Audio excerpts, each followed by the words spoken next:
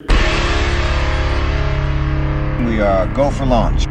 All right. Well, Todd, you won, and you obviously know this one the best. So tell us your experience with Sideways and what makes it awesome. So Sideways is like life for me. Like I love every character. I can relate to every character in different ways. The first time I saw it was when I was immobilized in the summer of 2005 with my ACL surgery, and Terry decided to get my mom to buy this movie for us to watch at full price, which I had never heard of, but Terry had seen that it had won an Oscar or something, and I was like really upset. Like, why would you get her to buy that movie? I don't know this movie. And I liked it quite a lot when I first watched it, but I never would have guessed that it would have turned into what it is now, which is basically my first or second favorite movie of all time. Like, it had slowly crept up the ranks for me. I watched it once a month for a solid, half decade probably. I always watched it January 1st, so I knew I would start my year off with a great movie. Anyway, what Sideways is about, it's about Miles and Jack. Miles is a wannabe writer, but he's a high school English teacher, and Jack is getting married. He is an actor, and they go off on a wine tour, bachelor party week sort of thing, and get in shenanigans, and Jack just wants to get laid. Miles just wants to have a good time, bonding in his favorite place. And it is the best road trip movie you could ever imagine. It is a movie about friendship. It's a movie about love. It's a movie about pain. It's basically everything. It's a comedy drama. If you would ask what is the example of a comedy drama, it would be this. It's hilarious and it's devastating. It's Alexander Payne at his absolute best. And it's one of the great movies ever. All right. Zach, anything to add? Well, minus the ACL surgery, I think I had a somewhat similar experience watching it in the sense that, I saw it in a theater with my dad back in Christmas '04, somewhere around that range. And like Todd, I knew I liked it. I didn't love it necessarily at first. I think I initially had it like number 5 or 6 on my 2004 top 10 list because I was, really into movies even at that age. But I think since meeting both of you, it's certainly gone up quite a bit, and it never fails to deliver. Like even watching it again this past weekend, it's like I go into these podcasts, especially with like Raging Bull, One Flew Over the Cuckoo's Nest. I come out disappointed, and it just kind of manifests itself in our conversations. This movie has always held up extremely well. Like it brightens your day. It makes you think a little bit. It makes you pause and laugh hysterically at the awkwardness and hilarity of these characters. And it never tries overly hard. Like the ending of this movie is an extremely emotional and beautifully simplistic ending, and yet it's so like minimalist. It doesn't try. It doesn't have like the strings on the soundtrack or anything. It's beautiful in its simplicity. So I think there is, like Todd said, a sort of zen to this movie. And even though I don't want to live the life of either of these main characters because they're both losers, but it is a great story. And yes, definitely a top 10 movie for me all time. I also want to say, because of this movie, because they went to San Diego State, in my senior year, I applied to San Diego State, I got in, and I really wanted to actually go to San Diego State just so because Miles and Jack did. And that is the level of commitment I've always had to this movie. Yeah, I mean, I remember that. We were fans of the Jacksonville Jaguars because they had a player named Miles Jack. the greatest name in NFL history.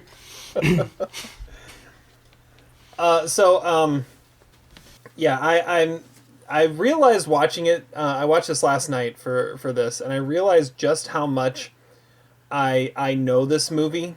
Like, it's one of those where I don't have the insane fandom that you guys have for this one. However, I realized just how much I've gleaned from it by hanging out with the two of you and listening to your conversations, and how many times I've actually watched it.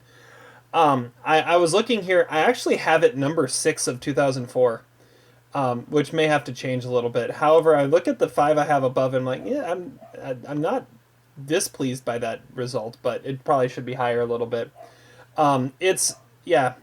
like you guys said, it's an amazing movie. And one of the things I was thinking about as I was watching it last night is, we've talked about, and Zach, you mentioned this last episode when we were talking One Flew Over the Cuckoo's Nest, how our perception of movies change over the years as we get older and as we change how we look at movies, how that changes. And my thought about this one was how I relate to the different characters differently now that I'm a little older. I mean, I was looking at this, and when we get into, we'll do some recasting and stuff here in a little bit, but Paul Giamatti was 38 years old when he made this movie. Like that's only 3 years older than I am right now.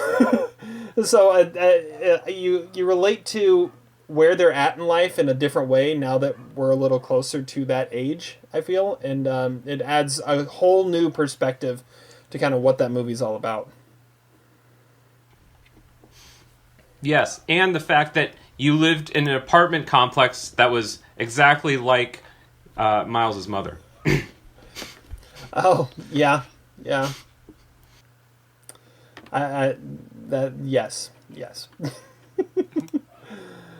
All right. Well, let's talk a little bit. This is 2004. We haven't talked a whole lot about 2004 before. So, this was nominated for 5 Oscars in 2004. Picture, supporting actor, supporting actress, director, and adapted screenplay, which it won. It won adapted screenplay. What else? Obviously, other than Best Actor, which Paul Giamatti got robbed for this. Yeah, one of the 5 greatest snubs in the history of the Academy. Yeah, I mean, Clint Eastwood for $1 Million Baby, really, over Paul Giamatti for Sideways. Yeah, so what else should it have been nominated for? I mean, everything. Is that an answer? The score by Rolfie Kent, like I've heard some of his other music, and it's all just derivative of what he did on Sideways. It puts you in the mood of every scene, and even like the transitional scenes. It's just cool music to listen to. I can't imagine what they were thinking when they did not single that one out as being one of their nominees. Or how about the editing by Kevin Tent with the awesome, like split screens that move that are really cool. I even assigned my students an assignment like that based on Sideways. Or like the amazing art direction by T.K. Kirkpatrick.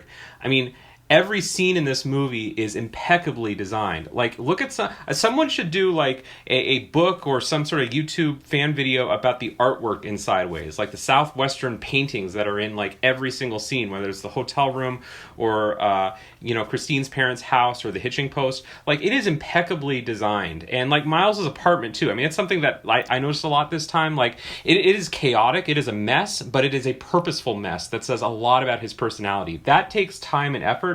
And you can applaud the big budget, mass epic, Star Wars, Marvel movies for their art design, but frankly, I'm way more impressed when the director takes the time to actually design a set that really enhances the characterization and not the bullshit CGI effects.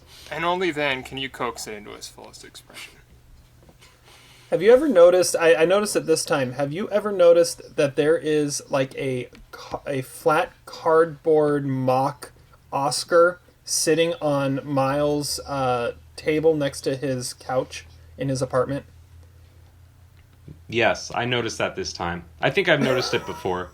His apartment's very cool. Like, I think it kind of meant it to be like sort of a dump, but it has a kind of like Art Deco aesthetic to it that I always thought looked actually kind of cool. I'd like to live at the Seacrest. I feel like they spent the most care putting together his apartment, which we got to see for like a total of 30 seconds. Well, the end scene, like that's longer than 30 seconds, I would think. Oh, yeah, I guess so. I think also a lot of care went into Maya's apartment as well, with all the flowers on the outside and the bed, which is very prominently placed in the middle of the frame. It's almost like a Lubitsch movie from the 20s. Like, it is right dead center, and it's like a little bit askew, which is kind of interesting too. But like, that's an amazing apartment as well that I think says a lot about her character. And Stephanie's place, obviously, as well. It's like a mess. It's sort of a dump, but it says a lot about the characters, and it's kind of unique and interesting.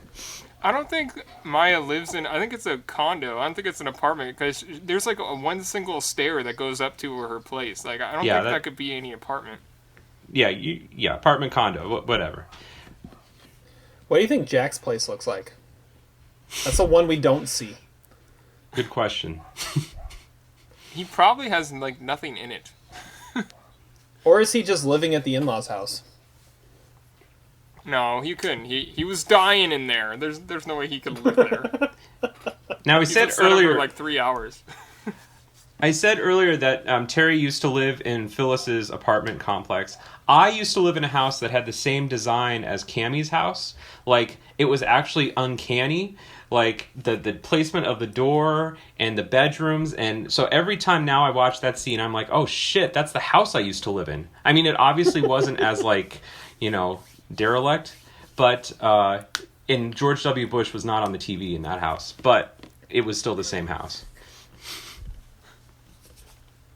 Oh, that's amazing. I hadn't even thought about that. What, your house in Lawrence? Yeah, my old house. Yeah. You've been in it. The one that I went to. Yeah, I was thinking that. Yeah. Okay. It's the exact same layout, which is not uncommon because it's kind of a cheap. It was kind of a cheap house, but yeah. So I mean, yeah, it's a common layout. It is a common layout, but you have to understand that this movie, when Todd says this movie is life, like it is life. I mean, like, we've lived in the spaces that these characters were in, and like, Miles's mother has some uncanny similarities to my mother, right? Steph's mom in my life has a lot of uncanny parallels to my mother-in-law. I mean, there are characters that are just they're almost replicas, and so we can't get out of this sideways world that we live in. Maybe just because of our incessant fandom of this movie, but I think it's safe to say we all have a Miles in our life. We all have a Jack in our life, and if you don't, it might be you. Yeah. Yeah. All right. Highest war performance. Todd, what do you got? It's Thomas Haden Church. I can't come up with anybody that would be better than that. I read that in his audition, he decided to audition the scene where he just gets back from running naked from Solvang to Los Olivos, and he actually did strip naked in his audition and acted the scene out naked. And I mean, because who else is going to do that? That's Thomas Haden Church. He like kind of unretired from movies. I don't remember him doing anything between like George of the Jungle and Sideways. It's the perfect role. I could never picture anybody else doing that. Even in the book, I read his lines in the voice of Thomas Haden Church. Nice. I really don't think there's a wrong answer here. Zach, what do you got? Oh, I think there's a wrong answer, and I think it's Jack. I think that's actually the only answer that I think, because I think a lot of other actors could have played Jack, and actually it was sort of like, I even thought of like Patrick Wilson, Peter Sarsgaard, Jude Law, even Adam Sandler you could kind of see, maybe Chris Pratt. Peter Sarsgaard would be awful. Well, I'm not saying they'd be as good as Thomas Haden Church. I just think that in terms of war, that is a role that probably, and of course, famously George Clooney wanted the role as well. I feel like that's a role that a lot of different actors could have played. I think. Well, yeah, but Thomas Haden Church, the reason why he's great is because he wasn't a name. Like he is someone that is that character. That's true. Now. That's true. If you want to go the Austin Pendleton Nobel Prize war, it would go to Gary the bartender, played by Patrick Gallagher, who I could never see anyone else in that role. That's perfect casting. But if we're going to be serious and stick to the main cast, I think very obviously it's Paul Giamatti, because it's impossible to think of anyone else except for Philip Seymour Hoffman. Yeah. So what's funny, when I see Gary the bartender, I think two things. One, he had a very prominent role in Glee, for at least in the first season. He was the football coach. So I always think of Glee when I see him. And two, I feel like Gary the bartender is also very similar to Eric Stonestreet in Almost Famous as the concierge. Elaine, your mother, she's a handful. She freaked me out. I those two roles kind of meshed together for me. So when you say no one else could have done it quite like that, I think Gary and Cammie were both in Nebraska. that could be. Like, I know I saw Gary in a movie, like, in the last couple of years, and I was like, there's Gary no way has- that's actually Gary. Gary has a lot of credits to his name, and if I remember correctly, Paul Giamatti and Haden Church talk about him quite a bit in the commentary. I don't think he was in Nebraska, though. I'm looking at his... He was his in credits. Downsizing. Okay. Can we talk about Downsizing for a second, because you just mentioned it? Go for it. So, I have to mention this. I don't know if you guys feel similarly, but when people ask me what the worst movie I've ever seen is, I usually now say Downsizing, which we reviewed on this podcast a while ago. And I think it says something that someone so talented as Alexander Payne could make maybe the greatest movie ever made and arguably the worst movie ever made. I think it takes talent to make truly awful movies, and Downsizing is it's jaw-droppingly, astonishingly bad. So I think that's like almost a badge of respect to give him, that he made the best movie and the worst movie. Well, I think to make a truly horrible movie, you have to be striving for something. Like these crappy like spoof movies that aren't really even trying to do anything. Yeah, I mean that's not even worth talking about. But See, but I'd be Yeah, I willing think to you're right. revisit Downsizing. I haven't seen a single I second actually of would it too. since the theater, and but yeah, I mean, I respect Alexander Payne enough to know that he was going for something. I would never want to deep dive it, but I just remember being just in total awe that the highs could get that high and the lows could get that low. Alexander Payne is a great director. I mean, we haven't talked about him yet, but he's made several other good movies too, like Election, about Schmidt in Nebraska.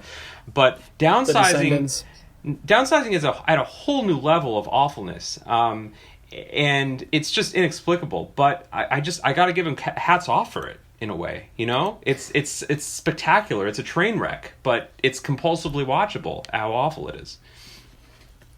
Do you know Alexander Payne wrote Jurassic Park 3? I think I did read that somewhere. And wasn't he one of the writers on I Now Pronounce You Chuck and Larry? He was. You're right. Yeah. Can we also talk about how Alexander Payne wore a Frass Canyon T-shirt when he was directing this movie? I love that. It's a When in joke. Rome. When in Rome, you wear a Frass Canyon T-shirt. All right.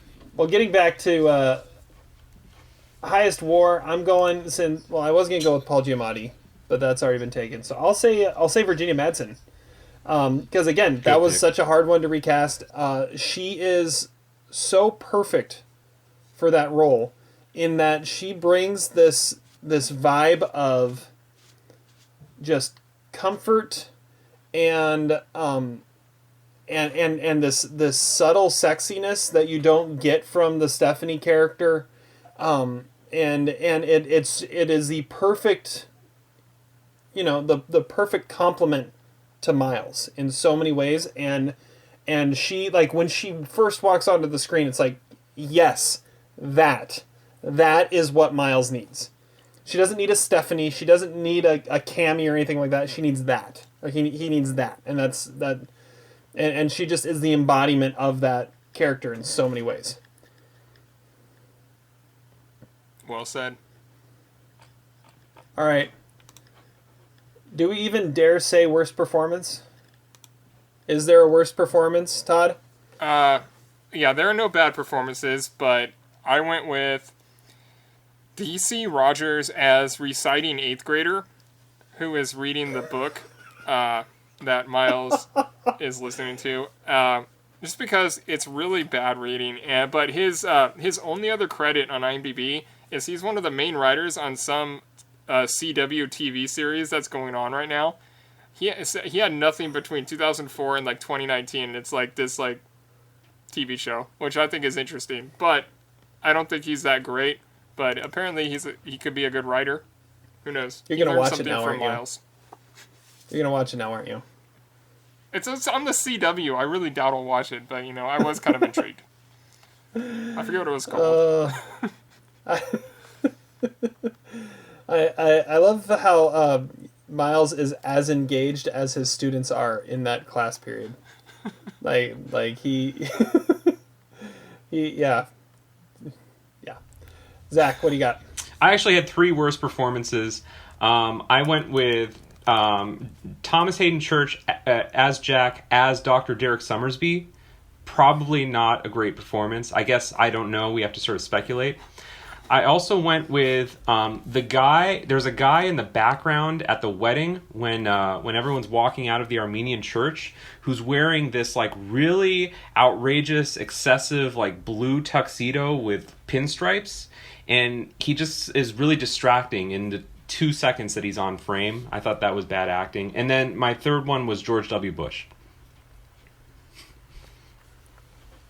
Well, he doesn't do that much. Hitler is a little bit more prominent. That's true. Hitler and George W. Bush. And James Lepp. He really should have hit that putt. Yeah. He just leaves it hanging there right on the edge. Like every time. I think it's going in, too. Speaking of that, shout out to Dustin Johnson winning the green jacket today. I watched way too much golf this weekend.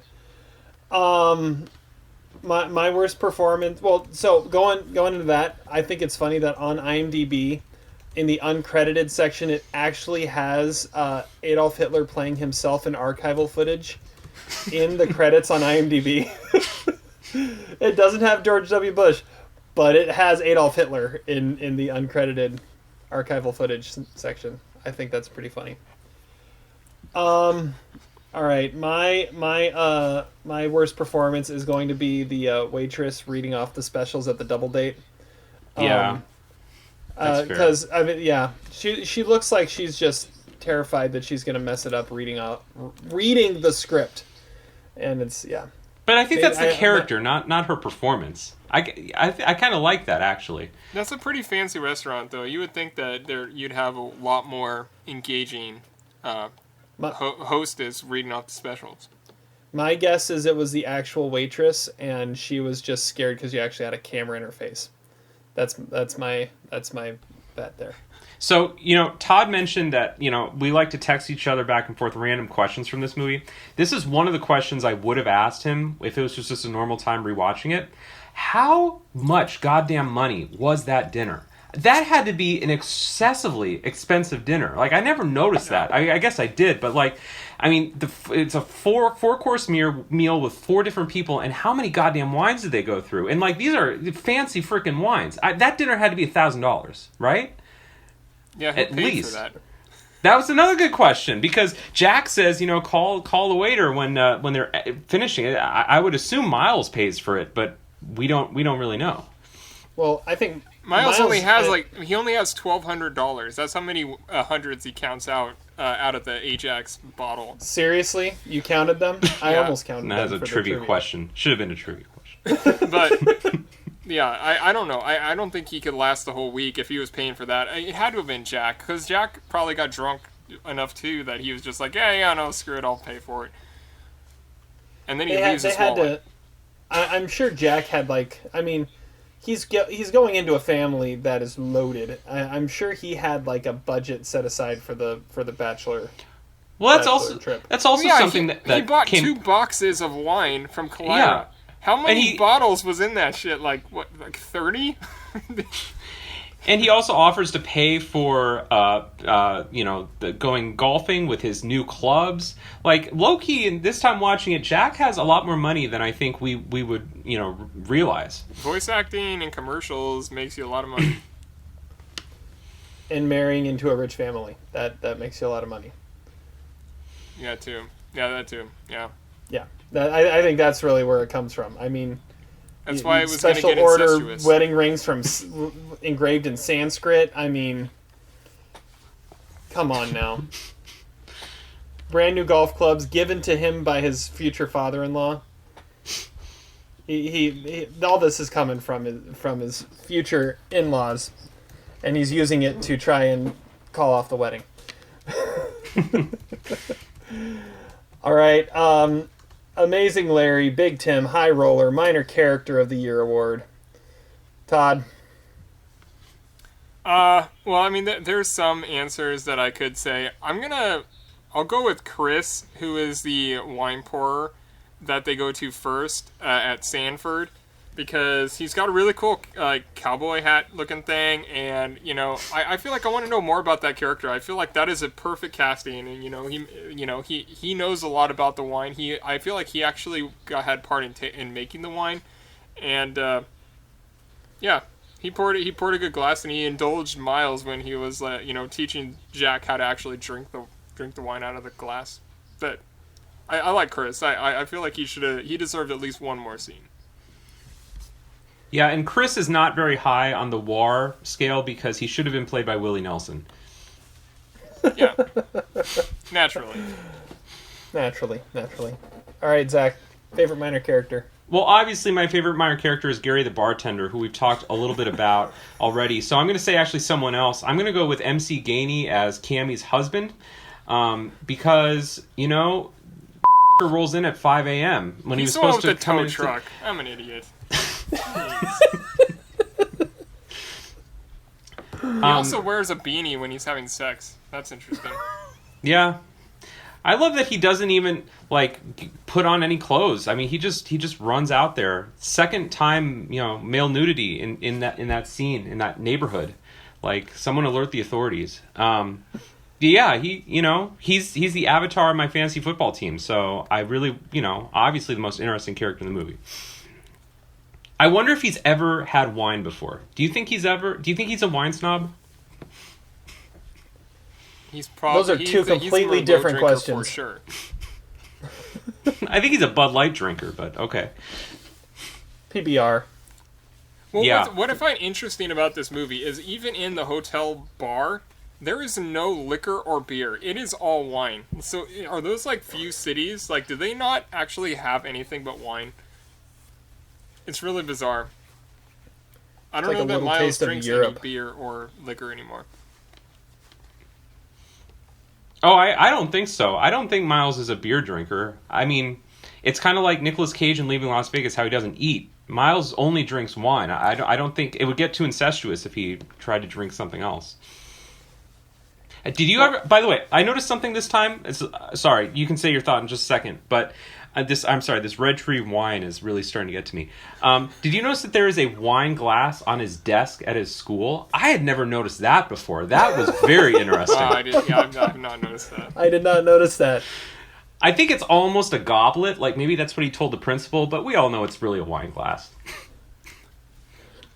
Well, unless Terry is going to say Gary, I was going to talk more about Gary. Yeah, go for Gary. it. Yes. Okay, well, Gary is one of the characters that Zach and I have talked about the most, I feel like, over the years. We have discussed everything about Gary. He's obviously married. How many kids does he have? We were thinking probably 3. He's got at least 3 kids. It's the number we settled on. We're not sure if he actually watches sports. We could see a version of Gary where he watches sports, but at the same time, maybe not.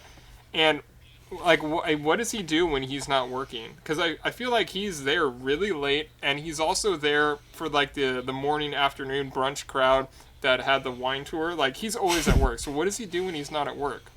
Yeah, I think I said welding and maybe chess. But he also could be a big Raiders fan. I could see a version of that. But it's I don't know. He does not care about sports. There's I like your original version of point. Gary that likes sports. He just pours the wine. He doesn't know anything about it. He never says anything about the wine. He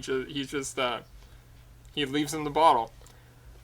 I find it intriguing that he didn't know that Maya had classes on Tuesday night. He just knows that she's not there, which means that he's not very close to Maya. And yeah, maybe true. he doesn't like. Maybe he doesn't like Maya. He seemed a little bit resentful that she wasn't there. He's like, Maya. I think we talked about that before too. That they might have hooked up at some point. Yeah, I could kind of see it. That was a mistake. Gary's a complicated character. Mm-hmm. We've spent hundreds of text threads about Gary over the years. All right. That's great. See, I still can't see Gary now without seeing Kent Tanaka from Glee, who's just this weird, inept high school football coach. Also, he doesn't like Marvel. That was what I was thinking of that we saw him in recently. He was he's in Captain Marvel. He was a security advisor or something. And what's kind of interesting about the Gary-Maya relationship is basically Miles blames Gary. He says, well, Gary at the restaurant, we told him that you were getting married on Saturday. Yeah, he totally throws him under the bus. Throws Gary under the bus, exactly. In the movie. Very unflattering thing for Miles to do. One of his lowest moments. I think it's arguably even lower than stealing the money from his mom in the Ajax can. Or, Yeah. well, I don't know, his drive. And he gets away with it. His drive on the first hole or whatever, like that's got to be a low moment. I don't even know how that's possible. That went up and right.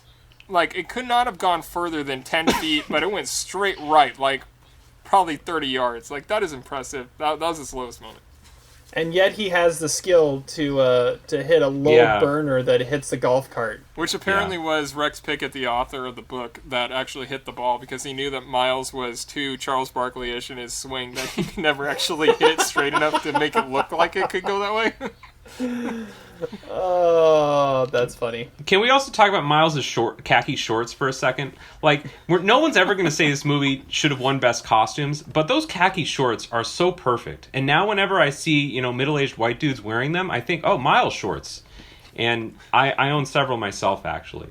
Yeah, they're like man capris, sort of like, I don't know, Grandpa Plucknet wears those. And yeah, he does. And I feel like you already said that, like, the costumes aren't that great because of that one guy who's wearing a pinstripe tux, apparently, at the wedding. I think that was the extras' fault, not so much the costume designer, but okay. Well, I also remember on the commentary that Miles says that his tux looks like he reminds himself of Topol in Fiddler on the Roof. Yeah. Oh yeah, that's after when he's at the McDonald's drinking the 61 Cheval Blanc. Yeah. By the way, top 5 commentary track of all time. THC and Giamatti absolutely rock that commentary track. Like, there is an absolute chemistry between them that is not too unsimilar to Jack and Miles. They should be hosting a podcast. They have impeccable chemistry. You can tell they genuinely like each other. They have great, like, references. That is something that should happen. I agree. That'd be pretty great. All right, so my minor character... Oh, sorry. That's okay. This is why we're doing it. My minor character, I'm going with Miles' mom. It's just such a great character. And, all right, watching it this time, I realized just how sad that scene is. Mm-hmm. It is such a sad scene. All right, it is her birthday. She is 70 home something. alone. 70 something. She's home alone in her house clothes. And on her birthday, not expecting anybody. Obviously. Oh, was it the day before? I guess the next day was her birthday. Was that the idea? Yeah, that's why she was having Wendy come. But the only reason Wendy was coming is because she called and said Miles is here. Like, otherwise, there was going to be nothing for her birthday. Like, you talked to Wendy? It's like, yeah, I talked to my family for my birthday, and yeah, they're going to be over just because you're here. And it's like, you weren't going to have any... She wasn't going to have anything for her birthday. But Miles happened to show up, so they actually figured something out. I don't know, it just felt so sad. She just feels like such a sad character. She got to see Derek Summersby. I'm not even dressed! It is a little odd that she lives in such relative squalor when she was married at one point to the commissioner of Major League Baseball. That's an error in this movie. But I also want to say, watching it this time, do you guys think that she's an alcoholic? Like, she's got some, like, whiskey, like, on the rocks that she's drinking when they come in? Or is she just that, like, loopy? Is it alcoholism she had, or like, Alzheimer's? That gallon of, like, shitty, really red wine that was on the table when they were eating outside. I don't think she has any money. I don't know if she has any money to be an alcoholic. I mean, she is related to Miles, though, so... And that Ajax container did have quite a few hundos in it. Yeah. I don't know. Whose room was that? Was that her room, do you think? Or was that, like, Miles' former room, or like, because that's a pretty big house for just one lady to be living in. That was her room. Terry, have we ever asked you the question about spray and wash? We need to bring this up. This what has is? to be asked. So this was a huge debate in Vegas that we had. What is spray and wash in your mind? Because Todd thinks it's one thing. I think it's something very different. Okay, you're gonna have to remind me when spray and wash comes up. So it's like it's what Miles's mom says that spray and Jack wash. was Yeah, in yeah, that yeah. thing with the girl. The girl was very good looking, not surprisingly. She was something. She was something. What is spray and wash? Let's see here. I don't know. Be basic then. Basically, what do you think it is? I'm gonna go with like a car cleaner. Yeah. So it's a product. Yeah, it's a product. Todd washing your car. Todd thinks it's a movie. I always thought it was a movie. Yeah, like, because she says, I remember you in spray and wash, and he all he was doing was, I just remember you running, and he remembers the girl that was in it with him. I thought it was like a commercial for something. Yeah, it's like an I always thought it was infomercial. like Wet Hot American Summer or something like that. Like, I thought it was like a terrible comedy that he made like 11 years ago. Direct to DVD. I always felt like spray and wash was like the next product that was going to be touted by the ShamWow guy. Okay, well, maybe I've always been wrong about that then, but I always thought it was a movie.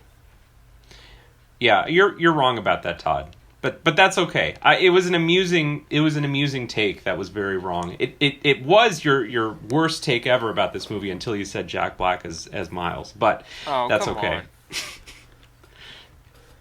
All right. Do we even need to biggest stickman? Do we even need to say it? Oh, I have I yes, I think so. Okay. I'm saying it's Jack, but go for ahead. it, Zach. My low-key biggest stickman is Miles. Miles is the only one who has sexual liaisons with at least 3 women in this movie. Jack only has, 2 sexual liaisons. And this gets to a bigger 3? theory with the... Wait. Miles only has one... Or he has 2... he has one affair. Yeah, with Brenda and Victoria and Maya. Yeah, so Christine, Cammie, and... okay. Well, I guess they're tied. And Stephanie, and the girl from Spray and Wash. She was something. That was never confirmed. That was only. What I mean, it's Jack. What about the child waitress that at the first place that they eat at? Yeah, too early in the morning for that. That's a line that takes on a lot of meaning. But no, what I was going to say about Miles is, like, okay, maybe he's not a bigger stickman than Jack, but I do want to say that, like, one of the things that was interesting about this movie is just how many people like Miles. Like, Evelyn loves Miles. Jennifer, Evelyn's secretary, loves Miles. Christine's parents love Miles. Steph's mom loves Miles. And I'm not necessarily saying that makes him a great stickman, but I am saying that he has a kind of appeal that lots of people like. Chris obviously likes Miles. Gary obviously likes Miles. He's an incredibly likable, affable human being, and I feel like that would translate to women if he could just, up his game a little bit. Well, I don't understand. Yes, why I'm sure. That is, I'm sure affable is exactly the quality we're looking for in a stickman. See, this time watching it, the line that stuck out to me was when they were about to walk into dinner. Jack says, be the guy before the tailspin. People love that guy, the guy you were in college, and like that. I can't imagine. Like, I don't know what was it that changed him. Like, it wasn't the thing with Victoria, because I think that the tailspin probably happened after that. Or no, the tailspin probably happened, and that's why Victoria broke up with him, and that's why he had an affair with Brenda. I don't know. I can't imagine what Miles looked like before, but I don't understand how Miles is that popular now, being the way that he is, because he has to have Xanax with him all the time, and he's drunk all the time. I can't imagine who wants to be around that. He's the most fascinating character in movies to me. Can we ask Terry the other disagreement that we have, Todd, about this movie. Go for it. And that involves Brenda. So, my question to you, Terry, is: do you think that Victoria knew about Brenda? Like, was that a thing? And who is Brenda? Like, Yeah, that's another good question. I'm gonna say it can't be a one-night stand. It has to be someone he knew before. Yeah, that we agree. Brenda. I'm gonna say Brenda was a bartender at one of his favorite wineries. I don't think they're called bartenders. Or whatever, sommelier, whatever you want to say. Someone that was he met her at a tasting. Wine pour I'm gonna chick. say that. Yeah, wine pour. Like Steph. Buellton. Or it could be just someone random. All right. Here we go. I'm gonna say that Brenda was first off. I'm gonna say that Miles told Victoria about Brenda, and that's how she found out. You're wrong. That's what I think. Wrong. I think he told her, and I think Brenda was like a 19-year-old former student. Oh, whoa! Too early in the morning for that, man. That's what I'm going with. Interesting. Because it's got to be some. It can't be someone like you get the way it's brought up. I disagree about the one night stand thing. The way it's brought up is it feels like something that was out of the ordinary, out of character for him, and so it was just something where it was like a. But he says he had an affair. I could. He didn't say that he slept with her once. Like I mean that Yeah. like you would say like hooked up or something. You didn't say guess so. had an affair. I'm sticking to it though. I think it might Something be like different than what he had. Ooh. That he helped fix their computer? No, that's his current one. Which also kind of, I don't know, that also brought up a thought in my head where it's like, he actually knows how to use computers that well? I don't know. I feel like that doesn't He doesn't really own a fit cell with phone. Yeah, he doesn't have a cell phone. I don't know. That doesn't fit Not very Miles, tech like, savvy. knowing how to use a computer. And Yeah, I feel like I don't feel like he would have written to write the day after yesterday. That's what I was gonna say. He probably a Palaxa Galactic Deluxe or whatever it's called. That's what he used. He idolized Lester Bangs. He's never heard of this thing called online porn because he still gets the most recent editions of Barely Legal in print. Anyway, what I was going to say, Terry, Miles is a grown-up William Miller. I don't think Victoria knows about Brenda. I was thinking about Michael Angarano, but he was too young. I honestly was. Patrick Fugit? Maybe, but Michael that's Angarano was possible. better. Yeah. All right, sorry, Zach. Go ahead. Oh, that's okay. I was just going to say, I've always felt that Brenda is something that Victoria doesn't know about, but maybe that's just because Miles basically says, shut your mouth, when Jack brings it up. As if no one knows about it except for Jack. I just took that as how embarrassed he was about it, and he just wants to forget that it ever happened. Yeah. Possibly. Like, we don't talk about that. Yeah. Interesting. Todd, who do you have as Stickman? Well, the only other answers are Cammy and Stephanie. Probably Stephanie, though. Well, I don't think yeah. I think it's Jack, Cammy, and Stephanie are the only answers you could possibly come up with. I don't think Miles is a good answer at all. Yeah, I say Jack is like actively seeking the title, and so that alone, Well, and the fact that for he is me somewhat and one successful. For you. I mean that's as stick man of a move as you get. And that's why he has to bang Cammy in the ass because he didn't have any more. He wasted his last one hiking with Stephanie. Can I also tell you like a really underrated funny line that I noticed this time?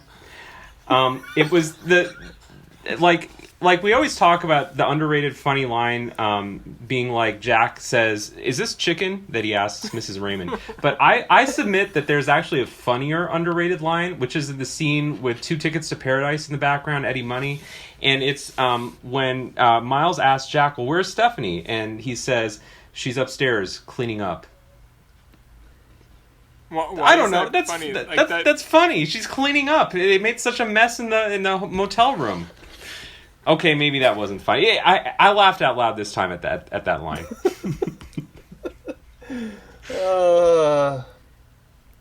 Cleaning up maybe the bedspread or whatever. I think they made a pretty big mess in there.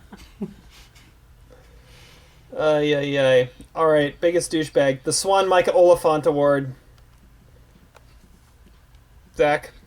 I have 3 candidates. I went with number 1. I went with Keith Erzman at Conundrum because he had the audacity to actually look at The Day After Yesterday and then pass it, then reject it, which is a pretty douche move. He also, made Miles wait several days before his answer. I also went with Steph's dad because he's such a piece of shit. But I think my ultimate biggest douchebag is Rex Pickett because if you ever actually listen to an interview... Yeah, chicken shit, excuse me. If you ever actually listen to an interview with Rex Pickett, I mean, the man is very full of himself. He thinks that he's the reason why Sideways was so successful and the reason why Pinot sold so well and why everyone went to the Santa Ynez Valley in Buellton. And, he's kind of a douchebag. Just listen to an interview. You'll see what I mean. Just read the book and you'll see that it's probably true. Well, and Todd, you've read the sequels and you've said, Vertical especially was written to become the sequel to the movie, right? Yeah, and it never came, and which I'm kind of glad, but it also was way too long after. They would have been too old to play those roles, and you can't obviously we can't recast the movie, so it goes they go to Barcelona, obviously they go to Chile in the third one. There's a lot of differences in the book.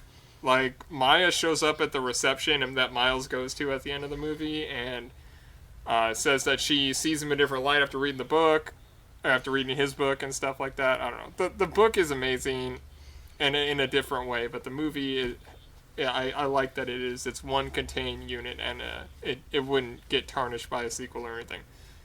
Even though I would have loved to see it anyway. All right. Can I say worst line in the movie? The Day After Yesterday is a horrible title that Miles would have never come up with for his book.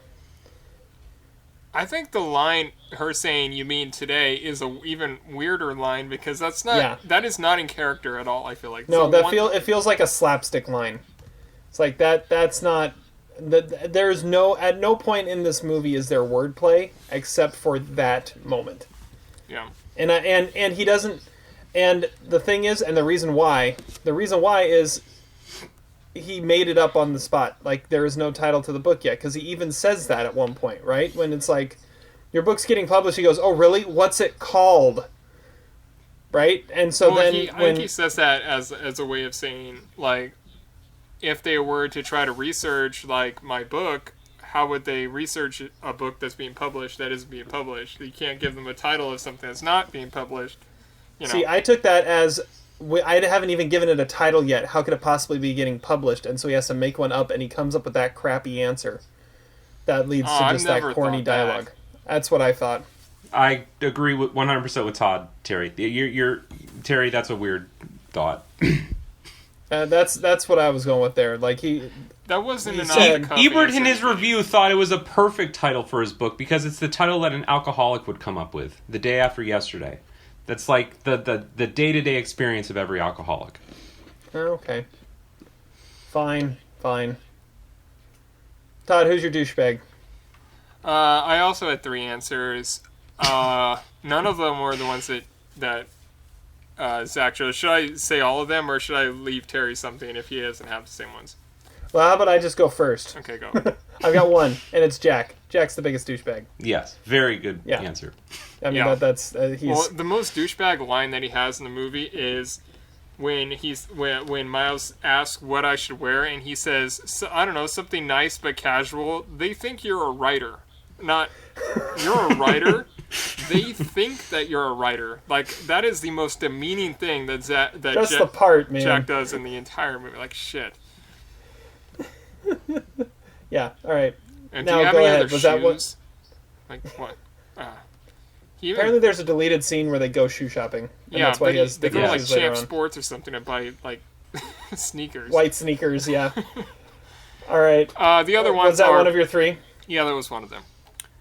The other ones are Phil Reeves as vacationing Dr. Walt Hendricks, who, after Jack says, don't you want to feel that warm, cozy box grip down on your Johnson? And he's like, mind keeping it down, buddy? Like, that guy just looks like a douchebag, and that's a really dumb thing to say. The other one... By the way, I love that he is credited as vacationing Dr. Walt Hendricks. Like, that is the only moment he has in the entire movie, just that random little line there, and he has a full, title. Yeah. Yeah, I know. I noticed that too. That's awesome. The other one is Rob Trow as obnoxious golfer, because he hits into him, and who does that? Only douchebags would actually hit into somebody who's taking too long on the golf course. I agree. All right. Best scene. What's the best scene in this movie, Todd? Oh. I have some options. I am going to say the scene where they are first leaving on their trip, because it just is... it starts out with such awesome, bye, where the were you, man? I was dying in there. And he's like, you're hungover and you know it. That whole sequence is awesome. He busts out the wine, champagne, whatever it is that they're drinking. That's a 92 Byron, all right? It's really rare. Jack, half of it gone. That is just a brilliant scene, and everything you need to know about Jack is shown in that, and everything you need to know about Miles and his neuroticness is shown in that scene. I love that scene. It's one of my favorite. One of my favorites. I mean, I have other favorites, but that's one that I would never turn that scene off under any circumstances. That's a good one.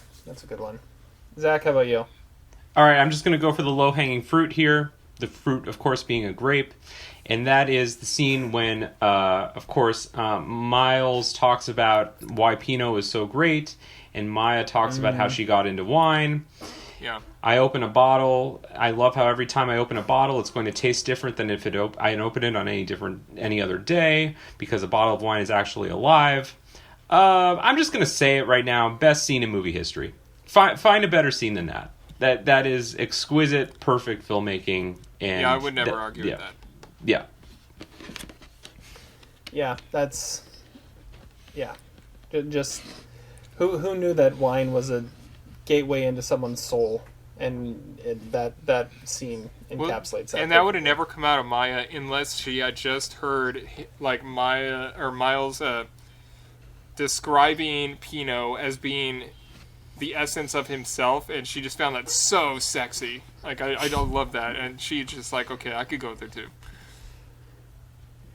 I also like Rieslings. There's a bathroom in the back. Okay. Right past the buffalo. My best. I'm gonna go. I love the golfing scene. Just one, how bad Miles is, and two, how just horrible Jack is on the golf course too. Of everything that Jack does, the one moment that Miles literally just snaps at him is when he won't shut up while he's trying to take his swing. Right? He's taking his thing. It's like, shut up! Will you just shut up? Well, that's also a relatable scene, because, Terry, you've done that to me, too. If someone's talking and trying to tell you how to swing while you're swinging, you want to hit them with the club. Not while you're swinging, though, or taking the practice swings across from him so you can talk to him. I mean, Jack was in real danger there. I mean, Jack was in real danger there with the way Miles hit that drive, so... No, that scene is just so much fun, and maybe it's just because it's a golf course and I can relate to it. So, I love that scene. All right, flaws, outdated conspiracy theories. Go for it, Terry. I think it's held up very well. Nothing outdated. One flaw I saw. Okay, the diner scene, the first morning that they're in wine country, where Jack reveals his plan of wanting to get laid one last time before he gets married. I'm pretty sure that was a reshoot, because, and I noticed it for the first time here, that is the one scene where Jack has a different hairstyle in the entire movie. Like if you look at it, Jack's hair is like in every other scene, it's kind of got this part thing going on. Well, it looked like and he that just is, like, woke all up. short. Like I feel like he was hungover and he dragged him to breakfast or something.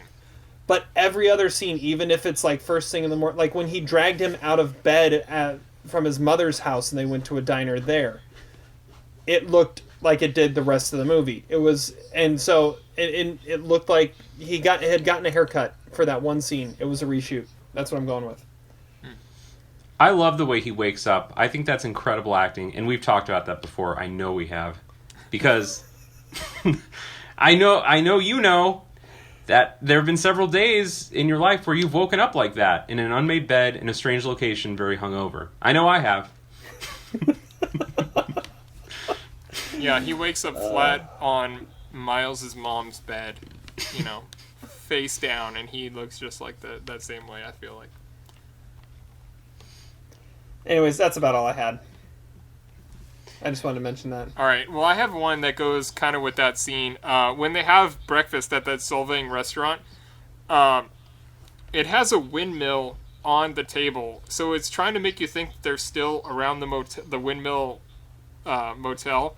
But Solvang, as we know, is 5 clicks away from where they are, so I don't know. I don't know if that's a continuity error or what that is. It's kind of weird, though. Another thing I thought of this time is, why does he have to rush into his house to look at the microwave to know what time it is? He was just in his car. What kind of car does not have a clock? I never had thought about that before. That's a good point. Unless he didn't realize that he had to worry about time until after he got out of the car. I mean, the speedometer doesn't work in the car. Why would the clock? Yeah, because that's why the speedometer is a 0. I mean, a car like that, it wouldn't surprise me. Does that car kind of remind you of Titus, Zach? Yeah, a little bit. Some fond memories. I also want to know, why doesn't Miles know who Stephanie is? Because she clearly knows her shit, and he knows everything about all the wineries in the area and all the people. He even has drinks with the employees when he goes into the area. Why does he not know who she is? He knows who Chris is. He knows who everybody is at all the wineries he goes to. But why does he know who Stephanie is? Somebody who actually knows somebody that he knows that works at the windmill. Or not the windmill, at the hitching post. I felt like that was way too convenient, too. That Stephanie and Maya were already, best buds. Just offhand. Yeah, but the movie has to move. The movie has to move on, though. We have to move to the next scene. So I get that it's a little contrived, but we have to get to that scene at the restaurant. Miles doesn't have any recollection of Stephanie. She clearly has been there a long time. We know that because her mother says, how long they've been there, and if they would have bought into the, where they built the Home Depot, they've obviously been there a long time. She knows her shit. She's worked there a long time. I don't know. I think that's a little weird. I also know Zach and I have talked about how often Miles actually does go to wine country, because he lives 4 or 5 hours away, and he has drinks with the employees. That is a lot of commitment that he would have to take entire weekends. But does he just spend the summers there or something? And I also want to know how, what kind of restaurant does Ken own? Is it a fast food chain franchise thing, or is it a hole in the wall thing, a one kind of thing?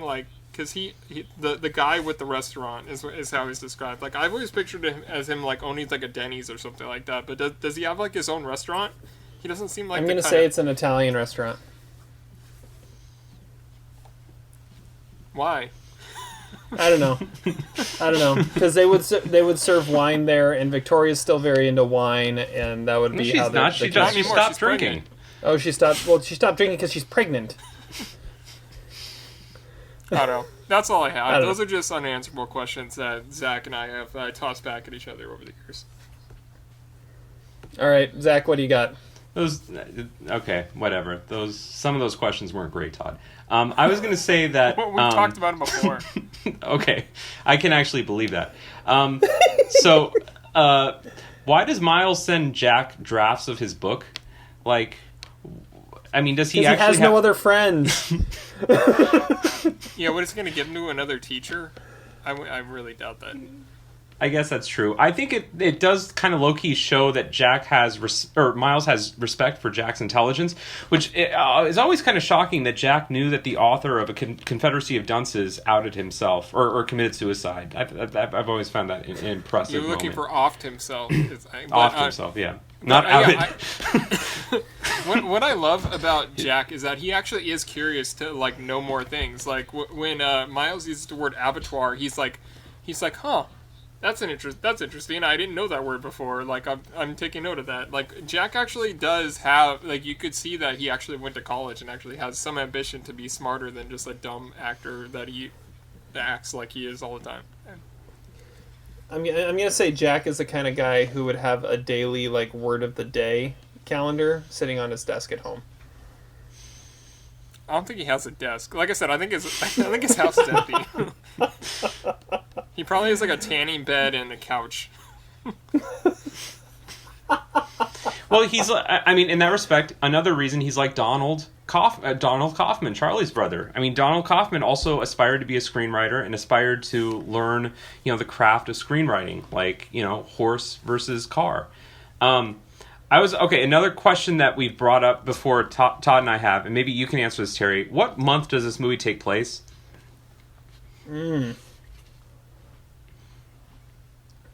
April? For me, it was very obvious this time that it took place in September. Because there's football. There's football on the TV, and at the end of the movie, of course, Maya says it's getting colder here and it's raining. But we don't know how long in the future that is. That's true. Because it is a 750 plus page book. Yeah. Yeah. Which is just insane. I mean, that was another one of my low-key favorite moments was when he brings out the second box of pages to give her. Yes. It's like, oh, great man. moment. Like, how does she know where to start? If you really didn't have a title for it, then there'd be no way to know where to start to read out of 2 pages or 2 boxes of. And that brings up maybe the final question, which is the whole last scene of this movie a fantasy? Did Maya ever actually call Miles? Did he ever actually drive up? Did he ever actually knock on her door? To me, it's a very similar ending to Taxi Driver, which is a comparison I've made to Todd many times. Like, are we really supposed to take this meaning literally? Or this ending literally? But, that's a testament to Jim Taylor. You always said that they lived happily ever after, and there's no other reason to watch the movie other than to think that at the end of the movie. Like, I remember you saying those exact words to me. Oh, well, maybe I did, but I don't know if I feel that way now. I mean, I think that ending is very ambiguous. It absolutely could be a fragment of his imagination. Well, and the adaptation of the book was because the book ends on a way more happy note, and that's not life, and that's why Alexander Payne and Jim Taylor did it the way they did it, because it seems more real and seems more consistent with what Miles develops throughout the movie for him to end the way he did. To have his special occasion be with himself, the only person that he actually can be with, or whatever, Like I don't know. I've always thought that it actually probably does end with him going to Maya's place, but I don't know if she's actually there. Yeah, THC and Giamatti joke about that. They say that it's like an 85-year-old woman living there now.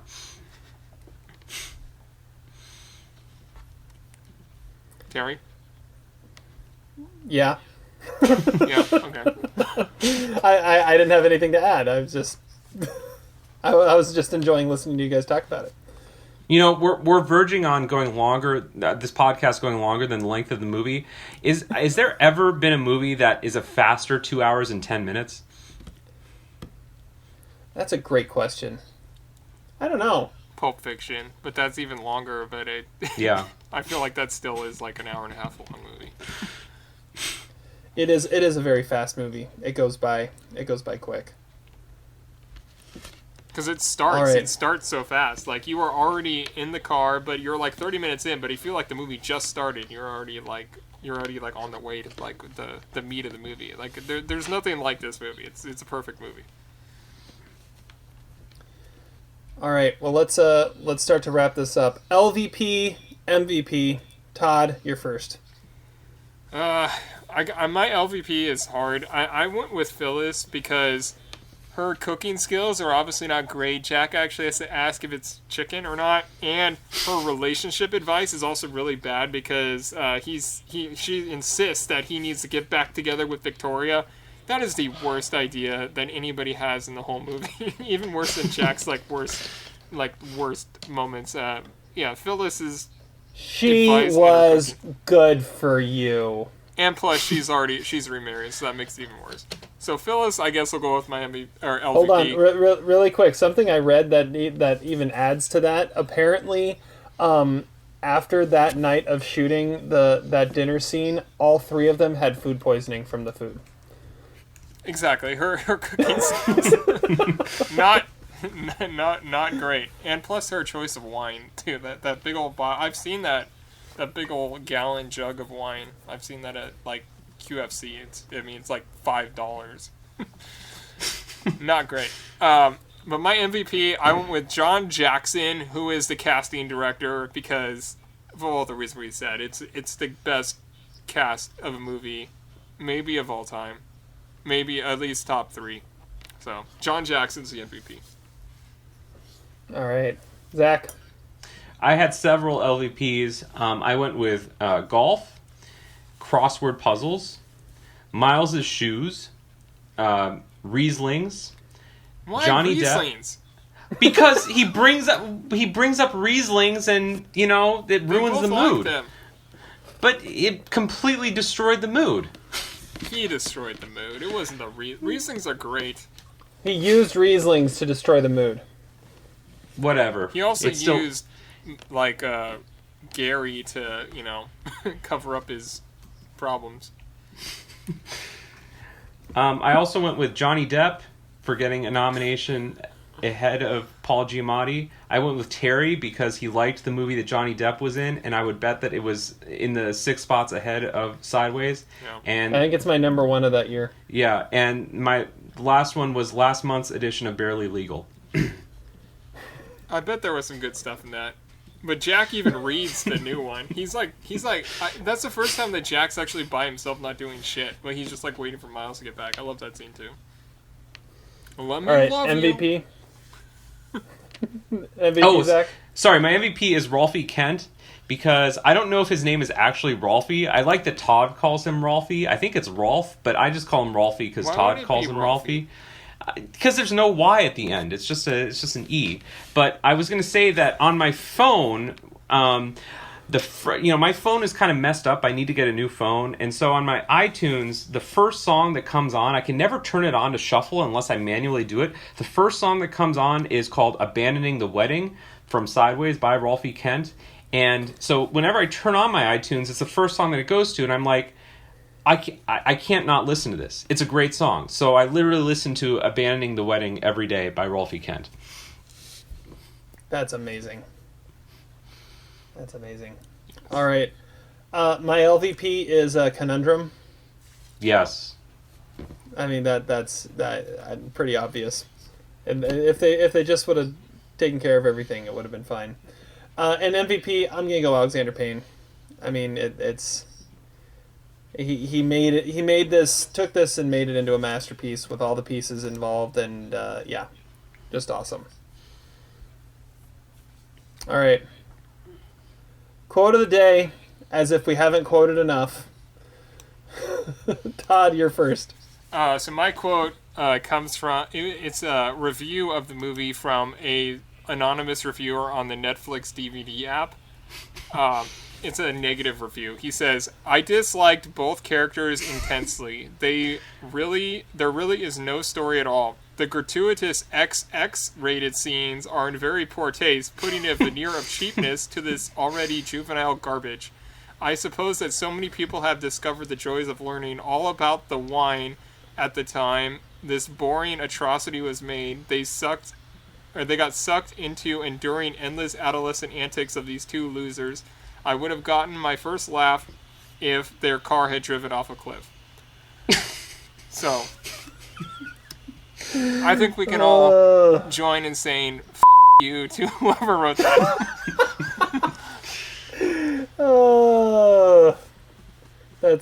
That's someone. I mean, yeah. That's what makes it believable is how juvenile they are. Because that's real life. That's hilarious. Great quote, Todd. That might be your best quote ever. Thank you. Zach, what do you got? I love that you went on the Netflix user reviews page. I mean, that's dedication right there. So my quote also comes from a movie review of it, interestingly enough, and that is by Roger Ebert.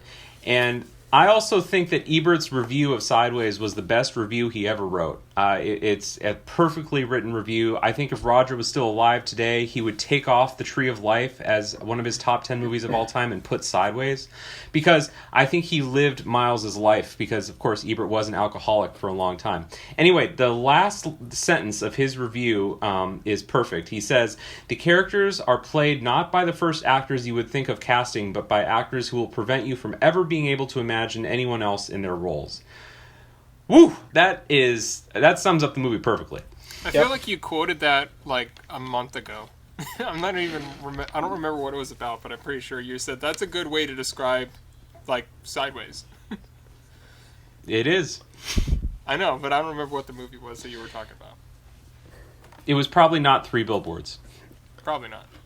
Probably not. Might have been Uncut Gems. It wasn't, because he was. Or Holy Motors. I don't know if those talking limos could have been played by anybody else. All right. My quote comes from the movie, and it is a quote which surprisingly hasn't been said yet. However, it is said on every episode of the Almost Sideways podcast because it is the closing remarks of our podcast every time. And one of the reasons I want to say it is because the quote that we use for the closing of our podcast every time is a misquote, which I realized this time watching it. Like a couple miswords. Yeah, I know. Yeah. But I think it's the best way to describe everything we do in the last 100 episodes of this podcast that we've had. And it's, despite your crass behavior, I'm glad we were able to spend this time together. And that's going back to what I said at the beginning, that's exactly how I feel whenever we get a chance to do this. And yeah. So thank you for 100 episodes. Here's to 100 episodes more. Don't ever drink fucking Merlot. Unless it's mixed into the 61 Cheval Blanc. All right. Well, that's episode 100 of the Almost Sideways podcast. We'll be back at you next week with another episode where we'll be talking something about movies. I don't know. We'll figure it out and let you know before we do it. Until then, have fun watching movies, and we'll catch you on the flip side. Despite your crass behavior, I'm glad we were able to do this together.